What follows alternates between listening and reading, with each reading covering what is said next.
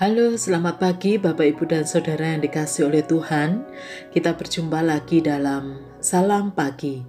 Pada pagi hari ini kita akan bersama-sama membaca firman Tuhan dari kitab Kejadian pasal 41.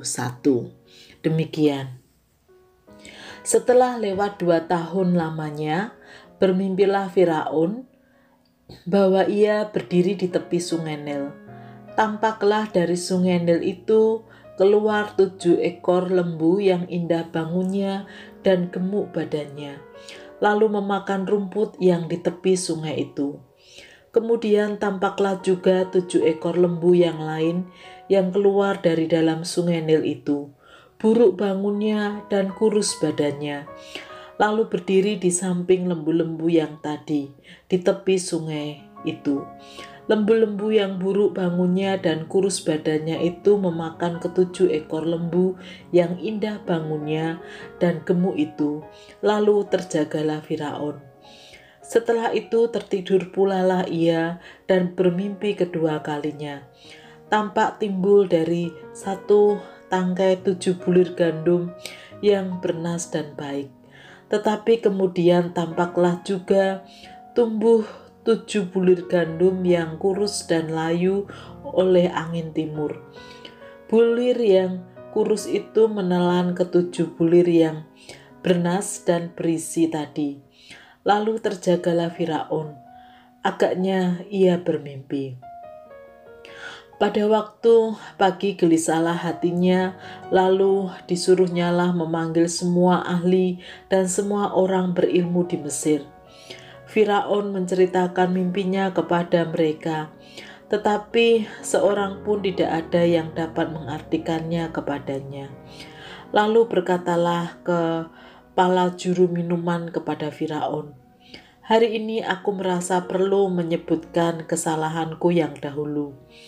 Waktu itu tuanku Firaun murka kepada pegawai-pegawainya dan menahan aku dalam rumah pengawal istana, beserta dengan kepala juru roti. Pada satu malam juga kami bermimpi, aku dan kepala juru roti itu, masing-masing mempunyai mimpi dengan artinya sendiri. Bersama-sama dengan kami ada di sana seorang muda Ibrani, hamba kepala pengawal istana itu. Kami menceritakan mimpi kami kepadanya, lalu diartikannya kepada kami mimpi kami masing-masing. Dan seperti yang diartikannya itu kepada kami, demikianlah pula terjadi. Aku dikembalikan di dalam pangkatku dan kepala juru roti itu digantung." Kemudian Firaun menyuruh memanggil Yusuf. Segeralah ia dikeluarkan dari tutupan, ia bercukur dan berganti pakaian, lalu pergi menghadap Firaun. Berkatalah Firaun kepada Yusuf, "Aku telah bermimpi, dan seorang pun tidak ada yang dapat mengartikannya. Tetapi telah kudengar tentang engkau, hanya dengan mendengar mimpi saja engkau dapat mengartikannya." Yusuf menyahut Firaun, "Bukan sekali-kali aku, melainkan Allah juga yang akan memberitakan kesejahteraan kepada tuanku Firaun." Lalu berkatalah Firaun kepada Yusuf, "Dalam mimpiku itu, aku berdiri di tepi sungai Nil. Lalu tampaklah dari sungai Nil itu keluar 7 ekor lembu yang gemuk badannya dan indah bentuknya, dan makan rumput yang di tepi sungai Nil itu. Tetapi kemudian tampaklah juga kepada 7 ekor lembu yang lain, kulit pemalut tulang, sangat buruk bangunnya dan kurus badannya. Tidak pernah kulihat yang seburuk itu di seluruh tanah Mesir. Lembu yang kurus dan buruk itu memakan ke-7 ekor lembu gemuk yang mula-mula. Lembu-lembu itu masuk ke dalam perutnya, tetapi walaupun telah masuk ke dalam perutnya, tidaklah kelihatan sedikit pun tandanya. Bangunnya tetap sama buruknya seperti semula. Lalu terjagalah aku. Selanjutnya dalam mimpiku itu kulihat timbul dari satu tangkai 7 bulir gandum yang berisi dan baik. Tetapi kemudian tampaklah juga tumbuh 7 bulir yang kering, kurus dan layu oleh angin timur. Bulir yang kurus itu memakan ketujuh bulir yang baik tadi. Telah kuceritakan hal ini kepada semua ahli, tetapi seorang pun tidak ada yang dapat menerangkannya kepadaku. Lalu kata Yusuf kepada Firaun, kedua mimpi tuanku Firaun itu sama. Allah telah memberitahukan kepada tuanku Firaun apa yang hendak dilakukannya. Ketujuh ekor lembu yang baik itu ialah 7 tahun. Dan ketujuh bulir gandum yang baik itu ialah 7 tahun juga. Kedua mimpi itu sama. Ketujuh ekor lembu yang kurus dan buruk yang keluar kemudian maksudnya 7 tahun. Demikian pula ketujuh bulir gandum yang hampa dan layu oleh angin timur itu. Maksudnya akan ada 7 tahun kelaparan. Inilah maksud perkataanku. Ketika aku berkata kepada tuanku Firaun, Allah telah memperlihatkan kepada tuanku Firaun apa yang hendak dilakukannya. Ketahuilah tuanku, akan datang 7 tahun kelimpahan di seluruh tanah Mesir. Kemudian akan timbul 7 tahun kelaparan. Maka akan dilupakan segala kelimpahan itu di tanah Mesir. Karena kelaparan itu mengurus keringkan negeri ini. Sesudah itu akan tidak kelihatan lagi berkas-berkas kelimpahan di negeri ini karena kelaparan itu, sebab sangat hebatnya kelaparan itu. Sampai 2 kali mimpi itu diulangi bagi tuanku Firaun, berarti hal itu telah ditetapkan oleh Allah dan Allah akan segera melakukannya. Oleh sebab itu, baiklah tuanku Firaun mencari seorang yang berakal budi dan bijaksana dan mengangkatnya menjadi kuasa atas tanah Mesir.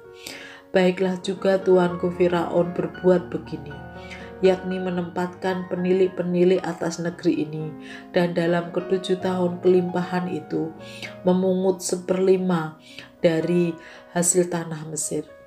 Mereka harus mengumpulkan segala bahan makanan dalam tahun-tahun baik yang akan datang ini. Di bawah kuasa tuanku Firaun, menimbun gandum di kota-kota sebagai bahan makanan, serta menyimpannya. Demikianlah segala bahan makanan itu menjadi persediaan untuk negeri ini dalam ke-7 tahun kelaparan yang akan terjadi di tanah Mesir, supaya negeri ini jangan binasa karena kelaparan itu. Usul itu dipandang baik oleh Firaun dan oleh semua pegawainya. Lalu berkatalah Firaun kepada para pegawainya, "Mungkinkah kita mendapat orang seperti ini? Seorang yang penuh dengan roh Allah," kata Firaun kepada Yusuf, "oleh karena Allah telah memberitahukan semuanya ini kepadamu. Tidaklah ada seorang yang demikian berakal budi dan bijaksana seperti engkau. Engkaulah menjadi kuasa atas istanaku, dan kepada perintahmu seluruh rakyatku akan taat.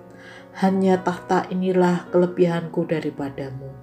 Selanjutnya Firaun berkata kepada Yusuf, "Dengan ini aku melantik engkau menjadi kuasa atas seluruh tanah Mesir." Sesudah itu Firaun menanggalkan cincin materainya dari jarinya dan mengenakannya pada jari Yusuf. Dipakainya kepada Yusuf pakaian daripada kain halus dan digantungkannya kalung emas pada lehernya. Lalu Firaun menyuruh menaikkan Yusuf dalam keretanya yang kedua, dan berserulah orang di hadapan Yusuf, "Hormat!" Demikianlah Yusuf dilantik oleh Firaun menjadi kuasa atas seluruh tanah Mesir. Berkatalah Firaun kepada Yusuf, "Akulah Firaun, tetapi dengan tidak setaumu, seorang pun tidak boleh bergerak di seluruh tanah Mesir." Lalu Firaun menamai Yusuf Safnat Paaneah, serta memberikan Asnat anak Potifar, Imam Dion, kepadanya menjadi istrinya. Demikianlah Yusuf muncul sebagai kuasa atas seluruh tanah Mesir. Yusuf berumur 30 tahun ketika ia menghadap Firaun, raja Mesir itu. Maka pergilah Yusuf dari depan Firaun, lalu dikelilinginya seluruh tanah Mesir. Tanah itu mengeluarkan hasil bertumpuk-tumpuk dalam ke-7 tahun kelimpahan itu. Maka Yusuf mengumpulkan segala bahan makanan ke-7 tahun kelimpahan yang ada di tanah Mesir, lalu disimpannya di kota-kota. Hasil daerah sekitar tiap-tiap kota disimpan di dalam kota itu. Demikianlah Yusuf menimbun gandum seperti pasir di laut sangat banyak, sehingga orang berhenti menghitungnya, karena memang tidak terhitung. Sebelum datang tahun kelaparan itu, lahirlah bagi Yusuf 2 orang anak laki-laki yang dilahirkan oleh Asnat, anak Potifera Imam Dion. Yusuf memberi nama Manase kepada anak sulungnya itu, sebab katanya, Allah telah membuat aku lupa sama sekali kepada kesukaran dan kepada rumah Bapakku. Dan kepada anaknya yang kedua diberinya nama Efraim, sebab katanya, Allah membuat aku mendapat anak dalam negeri kesengsaraanku. Setelah lewat ke-7 tahun kelimpahan yang ada di tanah Mesir itu, mulailah datang 7 tahun kelaparan.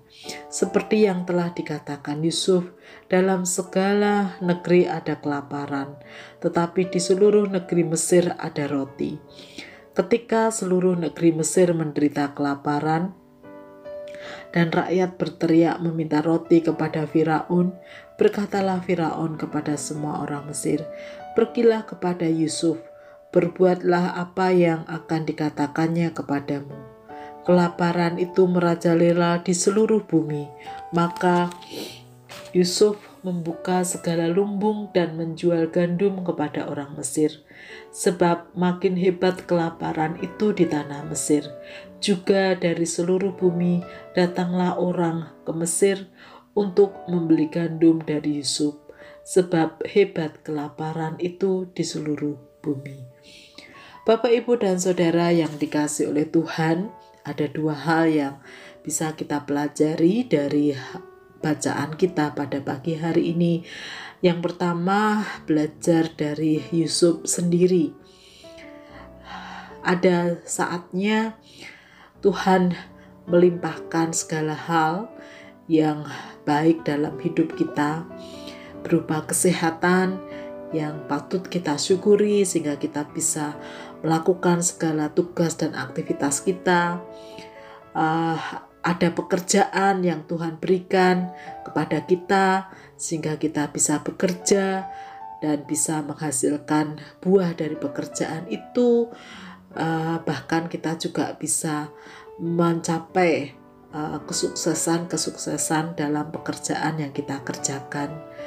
Tuhan juga memberkati kita dengan jabatan di lingkungan atau di pekerjaan kita bekerja. Bahkan Tuhan juga memberkati keluarga, punya pasangan atau punya anak-anak, punya saudara yang begitu mengasihi kita, mendukung kita, sehingga kita merasa Tuhan memberkati kita di tengah keluarga. Ada rezeki setiap hari yang Tuhan berikan kepada kita. Dan ada sukacita yang Tuhan hadirkan melalui apapun yang kita kerjakan. Di tengah-tengah semua berkat itu, mari kita belajar dari Yusuf bahwa tetap mengingat bahwa semuanya itu karena kebaikan dan berkat Tuhan. Dengan mengingat Allah di tengah segala berkat yang kita terima, menjaga kita untuk tetap rendah hati. Yusuf juga tidak melupakan bahwa ada masa-masa sulit yang ia alami.